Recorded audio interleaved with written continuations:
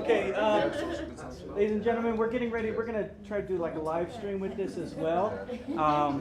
In the meantime, before you leave today, check out the display booth that we have off to the side. I have copies of the DVD available. They're only $20. And I got some really good behind the scenes things and some subject matters that Boone and my friends here are pretty actively involved in with veteran suicide and so forth. And so the DVDs are $20. We got the notepads there for $5. They're like, you know, the signature prescription pad for Unprescribed, but please don't write any scripts. It's not legal tender. Okay. But if you buy a DVD, I'll put one of those in for free. All right. So are we good to go? Hurrah! Hurrah! Ladies and gentlemen, welcome back. Let's go ahead and get the panel started. So I want to start the first part of the discussion. I want to leave it open to the audience to ask questions about the film and the people in the film. So let me go through and let's do an introduction. In fact, I think it'll be easier with the mention of everybody's names. I'm going to go left to right, but first I want to give a shout out to, we got Bryan, please stand up. Y'all recognize Bryan from the film? We got Sarah Starr, Josh's wife. Hey, stand up. Okay, we got Janine, Lutz, I'll introduce in just a second, and her crew. If you were involved in the film any other way and I didn't call your name, please stand up. No? Okay, well, in the back somewhere is Sabo. He did the music at the end. Stand up, Sabo. All right. And now I'm going to go from left to right and have everybody else introduce themselves. And please ask questions of anybody here that was in the film. Including the folks that are out in the audience with you as well. Anything that you have on mind. We'll do that about halfway through, and then we'll talk to our experts here about the issue of cannabis in the world today and how it's affecting everybody in the medical. Okay? Joshua James Frey, U.S. Marine, marijuana advocate and smoker. Every day. Mama Lutz. Janine Lutz. Boone, Cutler, served in the United States Army, and since about 2010-ish, I've been a good proponent for the medical marijuana for combat veterans and for people that just need it, period. Larisa Bolivar. I'm on the board of Colorado NORML. I've been in cannabis for about 20 years now. I helped get PTSD added onto the registry here, amongst other things.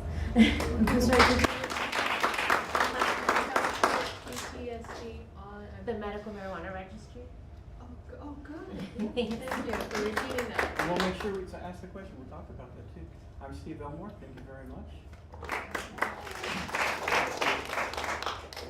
Dr. Ivkar, been a holistic family physician since 1972, and for the past 8 years in my fully allied medicine practice in Boulder, I've seen, which is primarily medical marijuana patients, I've seen close to 9,000 patients, and just in the last most of them have been, well over 90% have been for chronic pain.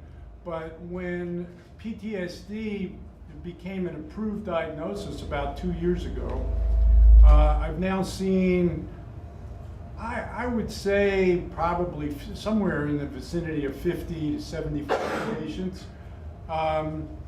both combat related and non-combat related. And the results have just been remarkable. I've been so impressed. And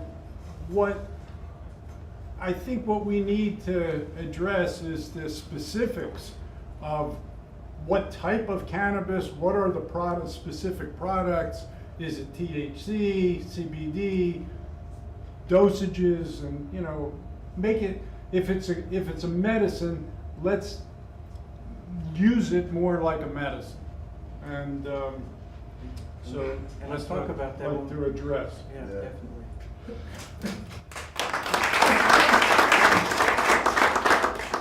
Thank you everybody for being here, and Steve and all the members of the film. My name is Bryan Ortega. I'm the Director of Operations for Veterans for Natural Rights.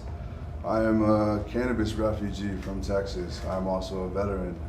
I did 5 years and then I was medically retired. I spent a year at a Wounded Warrior Battalion, and I can relate heavily with the members of this film, and I can identify with just about everything that was here, and I wanted to thank you guys, and I'm ready to get this talk started. All right, now it's your turn. Let's hear from the audience. I'm sure people have a point to make or a question to ask or a viewpoint. Please share it with us. Any takers? Yes, we got somebody in the back. I'm sorry, and by the way, we have mics in the ceilings. We're not passing around a mic, and we are recording. So when you speak loud enough just to be heard, and just say your name, ask your question. Go ahead, sorry. All right, I'm Deanna Shields, proud widow of Sergeant Jonathan Shields. He was killed in Operation Iraqi Freedom. So I have a question for you, Frank. Do you have other veterans do you have other people that you served with when you were in Fallujah that are still in, that would like to participate in using the cannabis? Well, thank you for your question. Thank you for being here. And you know, I know it's hard, and Sabo, we brought up some stuff, and seeing you here with him, and this is what it was all about. And to answer your question on, there's a lot of guys that use it now because of, you know, these unprescribed. And when Boone came to me 3 or 4 years ago and said, hey, the American Legion wants needs some guys to go and talk to about, you know, there was a 93%, the old timers basically, you know, approved, you know, like, hey, this stuff really works, let's get it on the books. And when he called me and said, and I was like, well, all right, well, what do we do? And he said, well, we got to talk about, you know, smoking marijuana, just tell them it works. And I was like, all right, that's it. And, you know, looking back on it, it was, you know, it's one of the hardest things I ever did, is to talk about marijuana and come out and say, yeah, actually marijuana does work for me, because every time I did talk about it, I either get busted down, you know, I lose money, forced to take pills, and then, you know, when you try to go talk to a doctor and tell them exactly how you feel, and then they look at you like you're crazy, like you're a different person, you know, because you smoke marijuana. And that's why I went all out. I said, all right, now we're gonna tell everybody. I'm gonna tell the teachers, I'm gonna tell the principal at the school, my daughters, you know, they don't know about it, but they know that that helps daddy. I go to my doctors and I just tell anybody that, you know, smoking it might not work, but I got 4 gunners that were in the Marine Corps that were all in 3 months. We don't say no names, and if you can go back, they're probably, but there's like 3 of them that, like, the last people you would expect, you know, would smoke marijuana, are asking you like, yo, don't say nothing, but hey, can you give me some marijuana? No, I can't get you any of that stuff, but I can put you in contact with somebody who might be able to help you. And so that's where I'm at, and it just pretty much saved my life, and that's what I do it for, is to tell somebody that, you know what, marijuana might not help you, it might not, I mean, it might work for you, it might not, but 99.9% of chance, if you got some serious shit going on in your body with some screws and all that stuff, you smoke some weed and that shit don't work for you, then you got some serious issues that you might need to go to the hospital for. But 99.9, I got guys missing legs, missing arms, smoke the weed, and that's all they do. So yes, I tell everybody. And if you know somebody, tell them to Google it. Thank you. Are we ready to go now? The active duty component to what you were talking about, I have friends that are still on active duty, and they're just kind of, most of them, the guys who are in the senior ranks, not some of the newer guys, they still kind of subscribe to the reefer madness and the dogma in a lot of ways, but a lot of the guys that I served with are a little bit older, they're just chomping at the bit. They think it should be available, and they're just as much a proponent of it as we are. They just can't do it, but they want to. And that's why I made the film, because I just retired in 2012, and immediately went to work for the federal government, or the DOD specifically. So I worked at the Pentagon just last year, and I had a top secret clearance, and I can't use because I'll lose my lifestyle, I'll lose everything, and I got a family to take care of. And that's why I made the film, because I'm just one person. There's the majority of government employees, like probably 75% of them, I can't quote that exact number, but very close to that, depending on the agency, is paramilitary. And so there's other people out there just like me that we can't do it. And so we're trying to change the federal law. The one thing that Steve has really done with this film is he's changing the context of the conversation. And we all need to promote that and share it, because until we change the context of the conversation, people are still thinking platoon. The guys down in the bunker smoking pot, they were the bad guys. They were the guys that were the nonconformists. Or we've got the reefer madness, the context of the conversation, which is completely bogus. You know, so all these different contexts of the conversation have been out there for years and decades, decades upon decades, and that's what people know. Well, they only know that because they haven't seen this yet. And so if you've been a part of this today, make sure this gets the attention. Because if you support what's being done here, then you have to support this to train other people so they can understand in the proper context. I want to say that I feel like hearts and minds are changing, especially on the federal level. My background, I actually used to staff government contracts. I was a technical recruiter and probably staff a bunch of guys like you. And I've had, my references are former military officers, intelligence folks, and they've asked me why I fight so hard for veterans, in particular for access for PTSD. I myself have non-combat related PTSD, surviving terrible childhood trauma, and I was the only civilian on the lawsuit here to add PTSD on the registry, but we were able to do so via bill.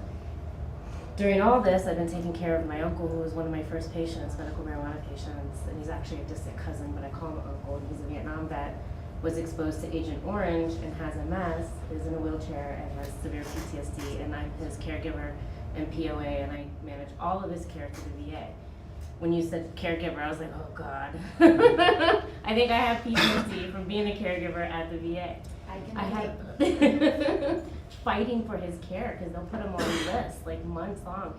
Years ago, when I started taking him to his appointments, they tried battling him to stop using cannabis. And I have a degree in psychology. I also have a master's in public policy, and I debated doctor after doctor, psychologist after psychologist. I'm like, he has MS. He already has cognitive dysfunction.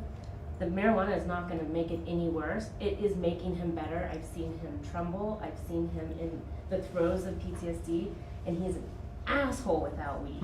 Like, please, for the sake of everybody around him, he needs to smoke this stuff.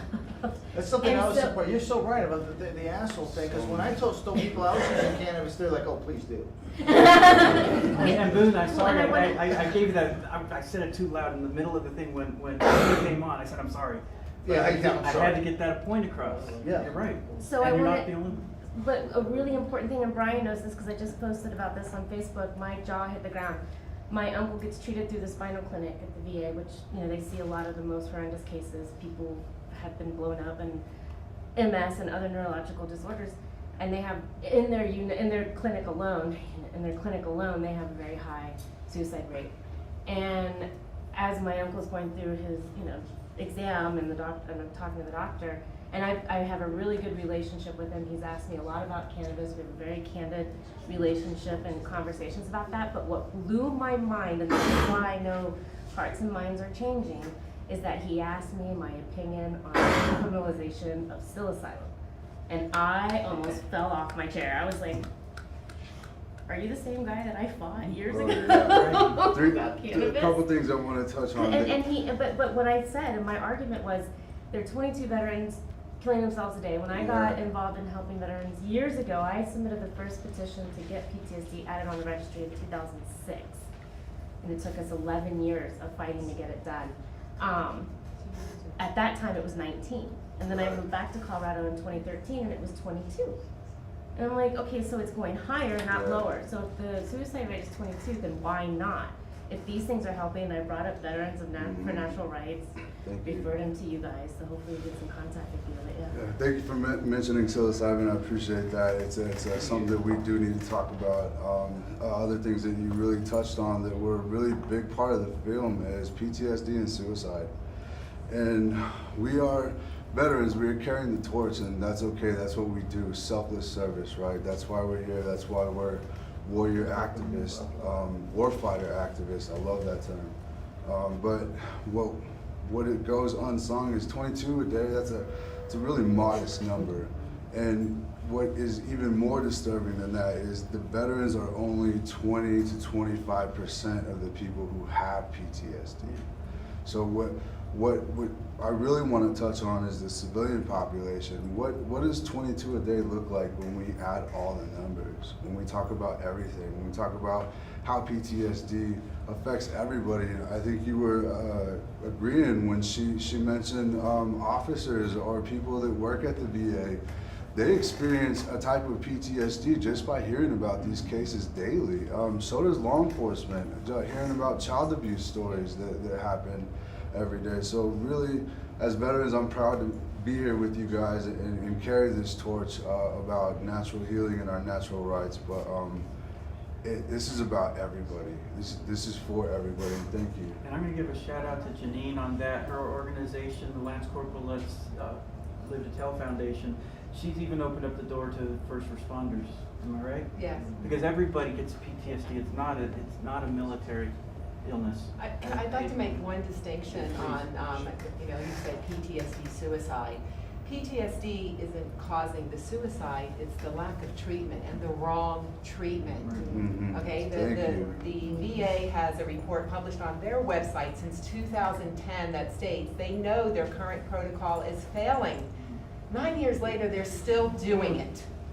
The drugs are killing our veterans.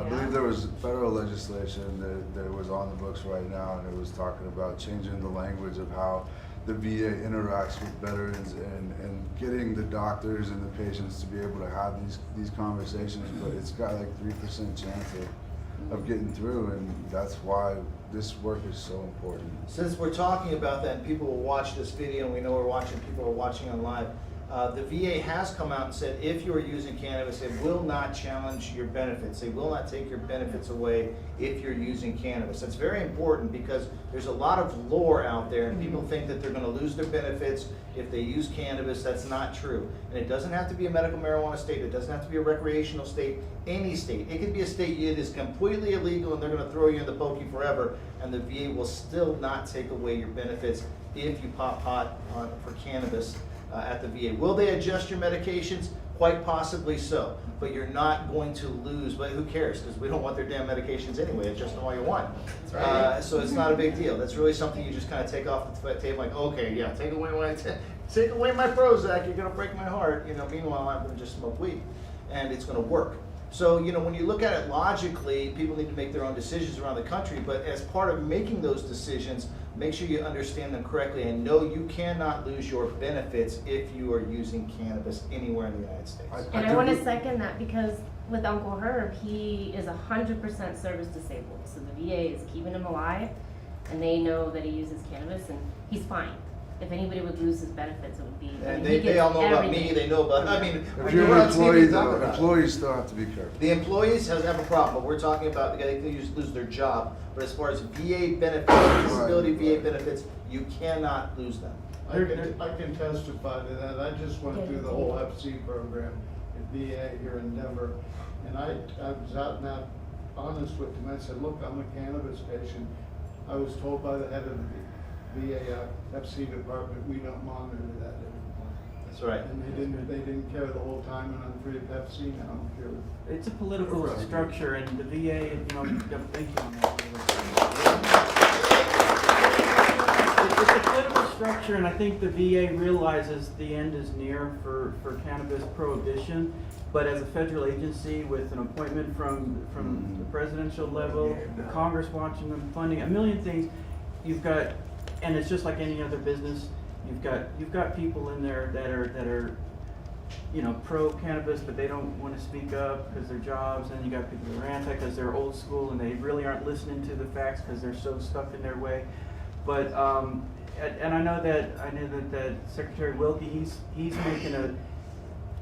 Where I work in D.C., I'm really in tune with everything that's going on there, and I know that they want to make a change, and I think they just know that their hands are tied. And but they did bring up suicide as a major component of their mission now. At least they're making that effort. I don't think I know they don't have the answers. I've seen it firsthand. but they know that they need to address it, and they have come clean just like they did with the opioids and everything else. And I think, Josh, you talked about that in one of our discussions. I don't know if I got it on film, but the point was, first they were giving you all these opioids, and then they took them all away because it was a knee-jerk reaction. Yeah. Right?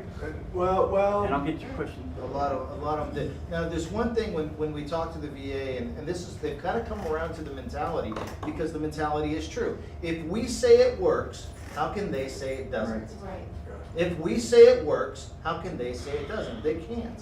And so they finally come around to this idea, and the social capital says, we have social capital. Look at all the people here. We're talking, we're coalescing, we're becoming groups that become more groups, become bigger groups, and connect with other bigger groups. That social capital becomes the political will, the political influence that changes. So being here is not just being here enjoying the movie, being around cool people, hanging out with Mama Lutz. It's about coalescing so we can have that political influence. And that's why you gotta talk, you gotta talk, you gotta talk. Because when I see guys, one last thing, sir, when I see people out there and they all know I use cannabis, you'd be blown away. I'll do presentations, I'm up there on stage, I'm in front of a couple hundred people. I have people walk up to me and go, hey Boone, I can't tell anybody, but I do it too. There are so many people out there that don't use cannabis that are actually using cannabis. Tons. Well, I wanted to just comment on, when you look at the evidence, when you step back and you look at the opioid crisis, the opioids are killing 70,000 people a year, the suicide crisis with the drugs are killing a lot of people every year. So when you then look at the fact that it's still a Schedule I drug, why is that? Well, it happens to be that the pharmaceutical industry is the second most profitable industry on the planet. A close second to oil and gas. And they're very threatened by cannabis. And, you know, they make billions of dollars. You take away these drugs that they're getting, the Zoloft and Paxil, you don't have any idea how much profit the VA they is generate? $7 billion a year to Big Pharma. The VA alone. So that's really... That's a lot of ducats. Yeah. When you have a gentleman like this who's been doing this for how many years? You have been a medical doctor. Like the accountability of doctors, like you can't tell me like you went to school that long, all this data, and then you're like, well, I don't know, it's the war. No, it's the damn pills. And then to go back and tell them, hey, these pills ain't working for me, I smoke a little reefer, and they look at you like, but it vindicates someone like you who's like, you know what, holistic. Like my grandma, she said, put on this, and I'm like, all right, and it just worked. But you don't need to be a physician. All of us. Look at these statistics. The you data, know, we the know data there's speaking the truth. 22 suicides a day, 70,000 deaths from opioid overdose. Not one time did I smoke You know, a joint and say I want to kill myself. Put that together and then think about One time. why in the world is cannabis illegal? Schedule I, right up there. I challenge anybody to get high and then ask themselves, why is this illegal? But now it's like all the cat's out in the bag. Now it's like, how the hell are we gonna get our vets some damn real meds where they don't have to go outside here, spend all their damn money where I can take my girls to Disney World, but no, I gotta buy all my meds. You know what I Do mean? this. And then I have Do this. to We'll talk about it. comply or die with Florida. It's like, well, I'll just go down the street, but I'm sick of going down the street and talking to Billy because I get this shit and I don't even know what the hell it is. Right. So they force me to go see True Leave or one of these other damn rackets, and then they're in there and you're like, all right, but this is exactly what we need, and they're like, $50 for that shit. So you end up going down the street. All right, now I'm good. All right, hold that thought real quick. I want to get I need my meds. I want to get a couple of questions. First, I've got you, sir, and then you're going to be next. Please go ahead. Steve, I just wanted to piggyback on what you said about coming out of the military and then going to work for the DOD. Even if you're not a federal employee now, here, at least in Colorado Springs, I have friends that work just in the defense industry. And most of those defense industries are headquartered in DC, so that's not good. So they're still federal from that respect, but they can't, it is now against many company policies to even use CBD. Well, and we all saw the Elon Musk thing that he did on with Joe Rogan, and there was a big stink, and I'm a retired Air Force, so it really stuck out at me. They were talking about taking away his clearance.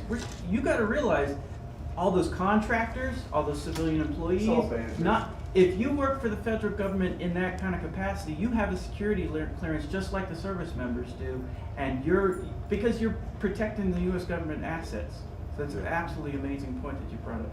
Let's get this question over here. I've got two questions for the doctor. In your introduction, you had stated, that to use cannabis as a medicine. So how do you differentiate using cannabis as a medicine versus cannabis as a recreational drug? The second question is that with me, I'm an aircraft mechanic, and I happen to have a federal license, and I've got problems with swelling in my hands, my joints, it's painful. I've been told I've had lupus, I've been told I've got arthritis, and I'm told I don't have lupus, I've been told I don't have arthritis, and I've got news for you. I went down and I tried some tea that was cannabis, or not cannabis infused, but CBD infused, and a CBD oil pill, and the swelling went down. However, I got told that in aviation, because we do random drug tests, that I would pop the case test. So that canceled me out from having to take that drug. So how is there a way to go about not, for fear of your job, and being able to take this and be able to... Well, first of all, it would be helpful to have, you live here in Colorado? I live in Florida. In Florida. So Florida now has legal medical marijuana. So the first step would be to get a medical marijuana license. There's a stipulation. Did you get that? There's a stipulation for the marijuana. I'm talking about CBD oil, but for the medical marijuana license, I'm also a concealed weapons permit holder. And what would happen is that they would confiscate my weapons. Yes. Oh, I'm not going to let that happen. Now, I don't have my So- red wait, card wait, because I wait, will so- not give up the so- Second Amendment rights.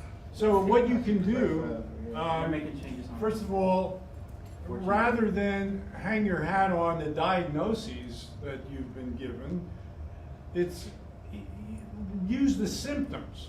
And what happens to the symptoms when you do the CBD oil?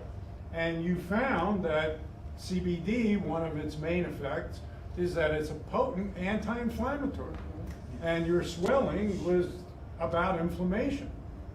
And if a real quick interjection, just for anybody watching in who isn't familiar, there's two major cannabinoids in cannabis, THC and CBD.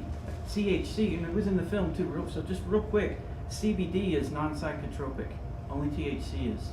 CBD won't show up as a positive in your drug test. So you can fight that. Now with the Hemp Act, now it's legal. So that's an alternative that you can consider. So Well, please we found continue. though, we've had people email our board at Colorado NORML because they were only taking CBD, but they were taking 50 milligrams. It says 0.3% THC in it. Yeah. And because it was a buildup, it increased in their fat cells and they True. still Yeah. tested. That's a good point. Right. Yeah. And You so can you have to. pop it. Yeah. If you do Test way it. too much, but yeah, you really have to do it. I Not was weed doing first, weed first lotions and... THC free out to Use code DNR. Well, what I want to say about that though is the separation is demonizing. We don't need to segregate these two cannabinoids, THC, CBD. There's hundreds more than those two. And a little bit of THC is okay. It's unfortunate that people are coming up positive for drug tests, but with the entourage effect, it diminishes some of the effects of the THC. But CBD might you help get- somebody, but they might need THC. You with get it that whole body to healing. get that full effect. There are of it. two Full receptors, a CB1 receptor and a CB2 receptor. The CB1 receptor is for, THC, CB2 receptor is for? CBD. Outstanding. So those that you have problems with that the CB1 receptor affects in the body, you need THC. How much? Very little. but how much do you need for the CBD? Maybe a little bit more. Nobody can say how much CBD somebody needs based upon their weight, because it's about the endocannabinoid deficiency. Right. So these are all things that we just need to continue to talk about. But as far as cannabinoids, we got to also be cautious or be aware of the fact that very soon you're going to see CBN come out, you're going to see CBG come out. CBN is going to replace Ambien, CBG is going to replace a whole bunch of other stuff. It's really fantastic, the proliferation of all cannabinoids. So when we're talking about anything that has to do with marijuana, understand that there are a lot of other cannabinoids and combinations of cannabinoids with terpenes that have not been exploited yet for medical use. So if we're not going to help people who are working at the VA or under DOD contracts use CBD, then they're also not going to be able to use the other cannabinoids, which is just going to make them sicker. And at some point, we need to have this groundswell of saying, hey, listen, how come when I have this job, I have to be sick? You're requiring me to be sick when I have something that is federally legal that I should be able to take. And by the way, employer, I don't care if you are the DOD, I'm going to sue you because you're mandatorily making me sick over something that is federally and state legal. And that's where we need to start taking it. As far as firearms laws and all this stuff, there is some legislation right now that's been sponsored to take all those fears away. And to be able to, the question 11 echo on the ATF form 4473 that says you cannot purchase a firearm if you're a medical marijuana user, that's going to be changed soon. But start looking for this, because again, we need this groundswell. We need the political influence from our social capital. And it's good that we have places like this that we can get good information and people don't. I love it. I love being on these panels because we haven't spoken and talked before, so we all think we have the secret. Because we don't get in groups to talk about it, and so then we get talking. It's like, it just comes out. It's this verbal vomit, response. Yeah. Because we all hear about it, and we go, this is the good news. We got to get it out there. But we are all talking about it, and we are making it more relative to each and every person's life. What needs to start happening? Legislation and some sort of lawsuits, class action lawsuits against these employers. I don't care if they are the DOD. It's something federally and state legal. Why aren't we going after them? Why aren't we suing these people for trying to make people sick? They are culpable. And if we don't defend CBD, they will not have CBG, they will not have CBN, and the terpenes inclusive. So we got to continue. In my case, though, it's not the employer, it's the federal government. Well, then we need to sue the federal government. But you can get CBD online. No, I could go to the health food store And buy get it. And it's Make all, sure it's real Yeah, just like CBD a though. and you need to take enough of it. Don't just, try it and so, well, it didn't work, which I hear a lot. It's dose related. Yep. Like any medicine. How much are you taking? What's the dose? And I really haven't seen any patient who didn't get some relief, no matter how severe their pain, if they took at least 50 to 100 milligrams a day of CBD. So, on the bottle, you just have to figure out how many milligrams you're getting, and then keep a journal, keep a record of what you took, how much you took, what the response was, and you be your own doctor. You have to be that way. I mean, like for me personally, I'm treating PTSD and spinal stenosis. The latter probably gives me more problems now than the PTSD because of cannabis. But I have to take 150 milligrams of CBD a day to find any relief. That's what I take. Yeah. Absolutely. Then people build up tolerances, and that's a whole other issue. All right, I got two questions over here. I'm going to start with you, sir, and then follow up with you, Matt. Go ahead, sir.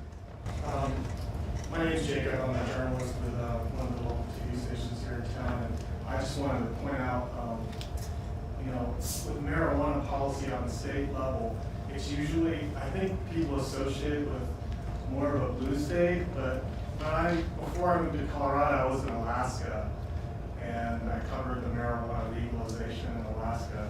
I just wanted to point out, it doesn't have to be a red or a blue thing. No. That's a great point, and that's one of the big things. I gave my whole crew a discussion, a briefing before this about, all right, you can talk about the VA, you can talk about Congress and all the different laws and stuff, but let's not make this a political battle, because this is one of the major topics that we're not divided down the aisle. And I want to join everybody together, and that's, like I said, it's a political cause, but it's not a political It's not a cited thing. So thank you very much for bringing that up. Pain and suffering knows no party. Absolutely. Ma'am, you have a question for us? Hi, so my name's Bree. I am here because I work for a company called Bolivar, and we created a device that microdoses out plant-based medicine, and it also has an app with journal tracking and everything like that. So my question is really kind of to anyone, do you guys think that like medical professionals and things like that would be more willing to prescribe or recommend plant-based medicines to their patients if they had a way to know exactly like which doses they're taking and when they're taking it, and be able to see, you know, kind of like on paper where and when it's helping them? Well, actually, that's kind of a good segue, and I'll let the experts pick up on this again too. But I'm working with a gentleman who's also a retired veteran as well in Alaska, and he's working with state senators and other folks out there about training veterans on microdosing. And he's getting some of the buy-in from doctors there as well as politicians, and that's what we need to do, and that's why I made this film. The whole point is to break down those barriers and talk about the benefits of it, what's working for it, how we can get it into the hands. But the name of the film, Unprescribed, because, and the lady said in the film, doctors can't prescribe it, they can only recommend it or they'll lose their license. So the bottom line is we got to get it off the Schedule 1.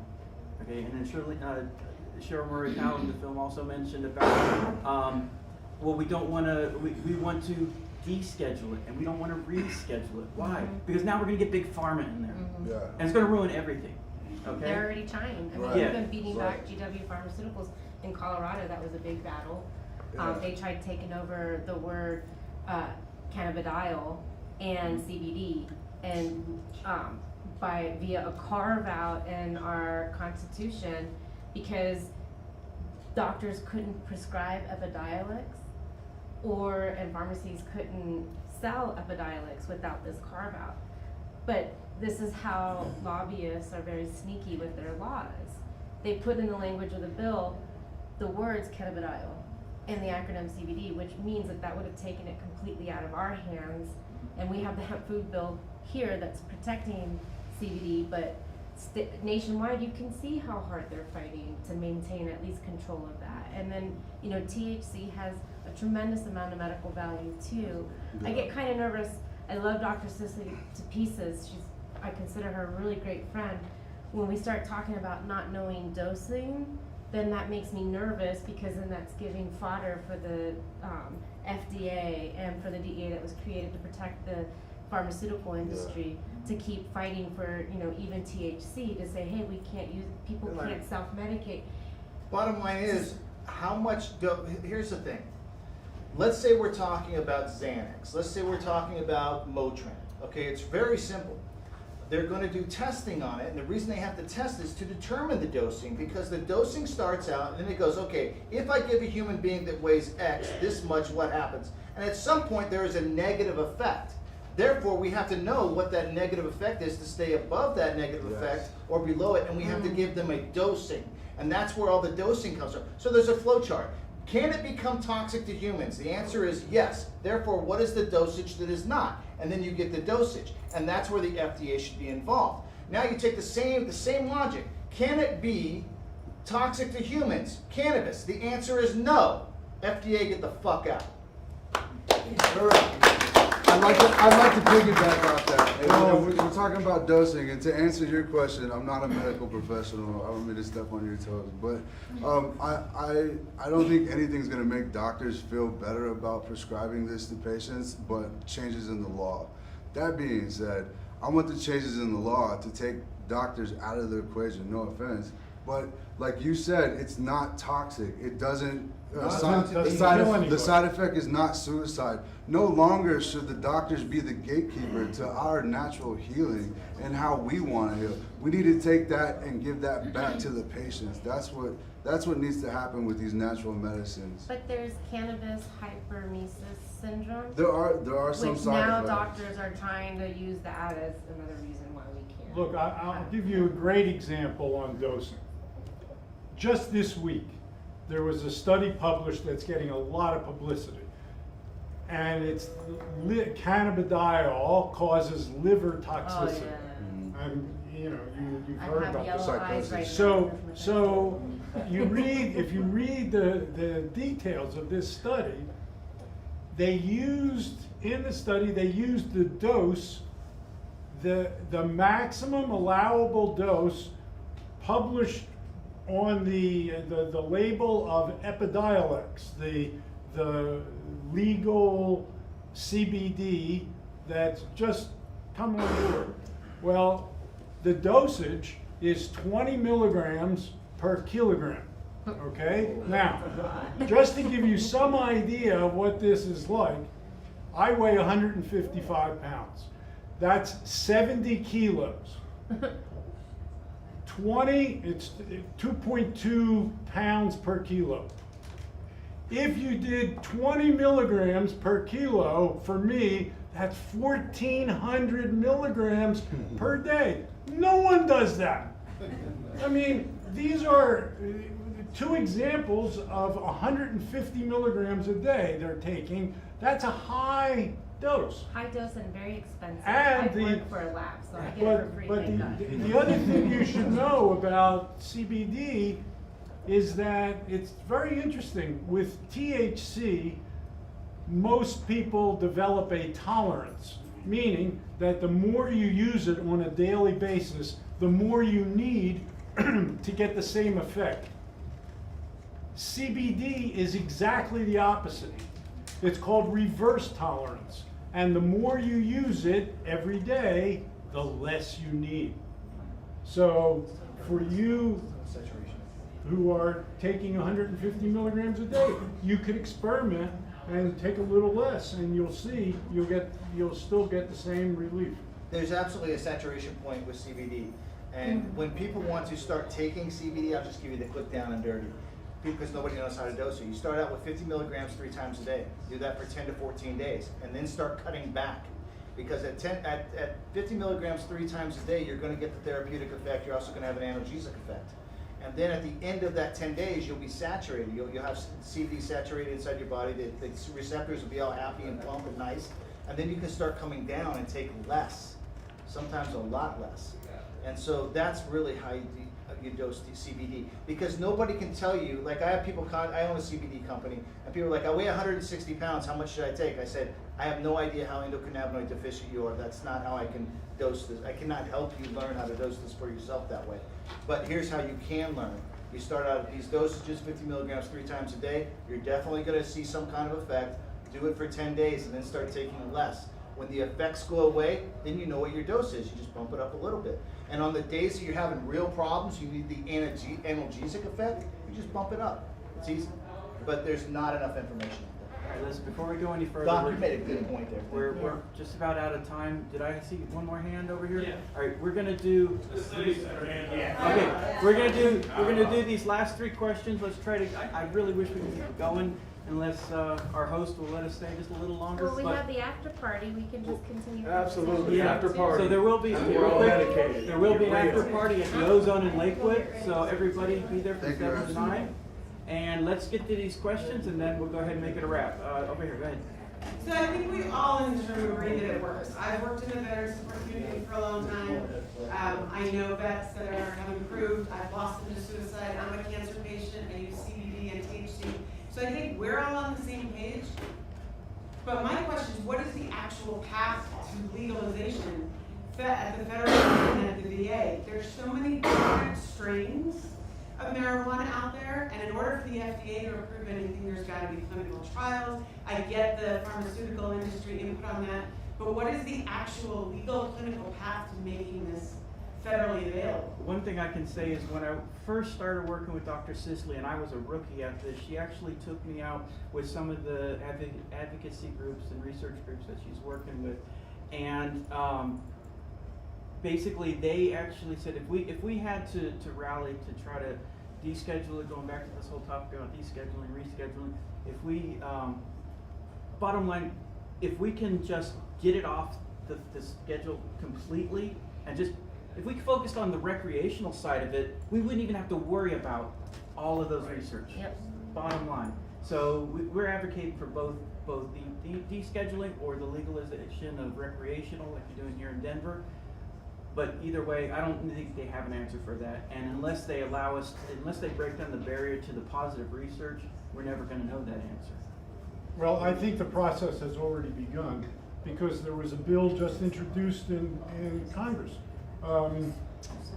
to legalize, to federally legalize cannabis. So Don't back down. It started. Never back down. And the other thing that just happened recently was the state of Oklahoma won a $250 billion suit against the drug company that sells opioids, several drug companies. Yeah. I think we're gonna see a lot more lawsuits. So, against it, and yeah. so they won, and there was another one that just sued and won against the drug company. So, Purdue, Purdue, and they make OxyContin. So it's happening. It is happening as we speak. So And they're gonna continue to fight, we need to continue to fight back. We just can't give in. Coalesce your groups, make your groups bigger, make your groups come together with other groups. Take your cues from veterans because they know how to put together groups. All right, let's get the last two questions. So I'm in a similar situation as you. I retired from the Army in 2014. I was immediately told by BNSF Railway, I can't smoke weed. That's a federally regulated industry. My question is CBD. Here in Colorado, I live in Colorado. Everywhere you go, there's CBD. How do you know what's good? I mean, I kind of sided with Warfighter Boone. Yeah. And I kind of got in with those guys. But how do you know what's good out there? There's Well, so much shit out there. You don't, and that's the thing that we need to raise awareness about too, is use caution. Come We were ask just me, I'll talking tell you. about. Verforever.com. Stay away from the Stay away from people that Ask if it's tested, go on the website, Yeah, like the that's the way to do website, it. the company I work for, they have their COAs posted, learn how to read the test results. Yeah, Sometimes they'll that's even it. write a summary. And if somebody has a marijuana bit or a CBD or anything and they never smoked marijuana, that's a red flag. The other thing, do Stay they away have from people that influencers wanna that do you it for trust? Money, yeah. Do they have influencers that you trust and want to put their name on that product? Because influencers make money for who they are. And nobody's gonna put themselves at risk if they don't believe in that product. So look for influencers that you believe in that are willing to put their name on the product. And the other thing, if they're not explaining what dosing is all about, they're screwing you over. Yeah. Bottom line. Because dosing is very specific. So if they're not explaining what dosing is, and if they don't have anybody standing up for the product that you trust, you should probably stay away from it. All right, did we have one more question? He said he was in Colorado and I went and I tried CBD for the first time with tea at this place called Tea Cloud, and it's down the street from my job on 17th Street. It's called Tea Cloud, and my anxiety is like always really high, and it works. So, and he's got the legit CBD going on with that. Good deal. So it's like, it's your first time. The CBD, I would start there. I don't cover tea, just kind of see. I also want to make a point that with most of the PTSD patients are typically using a combination of strong indica strains along with CBD, or one or the other. Some people do both, and there's no problem doing that, but you should know you really don't have to smoke. No, you don't. You know, the CBD is available in capsules, in tablets, in tinctures. Butter. We have some information on that. Burgers. So CBD can easily be taken, and even indica now. I mean, you can get indica strains in edibles. Who's hungry? Someone say indica? But you should know also that the sativa strains with higher amounts of THC can make the PTSD worse. Yeah. And that's Although one thing. pinene, I mean, you have to just be very careful with your terpenes as well, because you know, I do a lot. I do a lot. I have my own business. I work for a lab. I work on policy, and with the PTSD, you get like concurrent diagnoses, Mine is ADD. Like, I just have a real hard time just staying focused because it's like every little noise and this. And so if I were to consume indica and everybody's like, oh, well, it's about the terpenes, I'm like, yeah, I don't know, because I haven't found an indica that I can smoke yet that doesn't knock me out. So I need the sativas, but the CBD helps balance that, the paranoia that can be. Well, that's true, because CBD will counter some of the effects of the Yeah. it all works together. If you ever get too spun out, take some CBD. Yeah.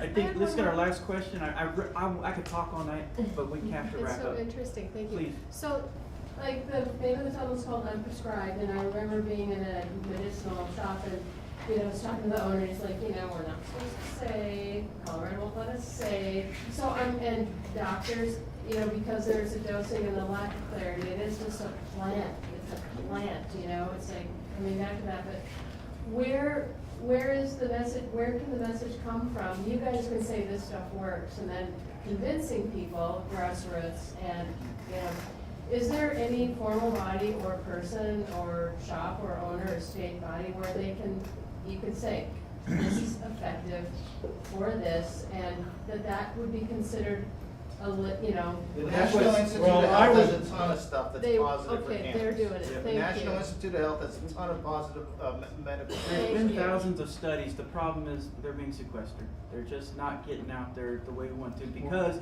the federal government is behind all of the approval for the clinical trials, and so they just make it difficult. So Dr. Sisley said it took 7 years. That was to get to the red tape.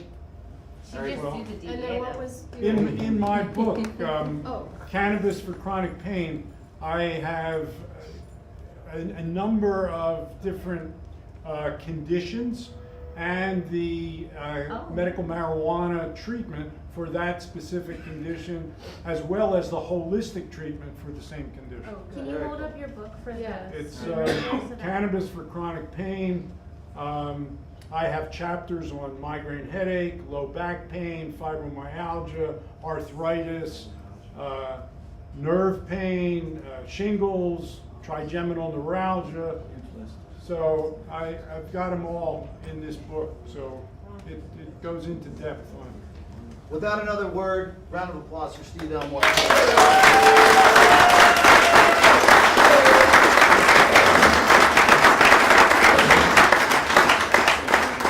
Ladies and gentlemen, to wrap, I want to thank you very much for coming out. Great. And join us for the after party, please. 7 o'clock at the Ozone in Lakewood. Just Google it. Teamwork makes the dream work. Please take a look at the vendors we have.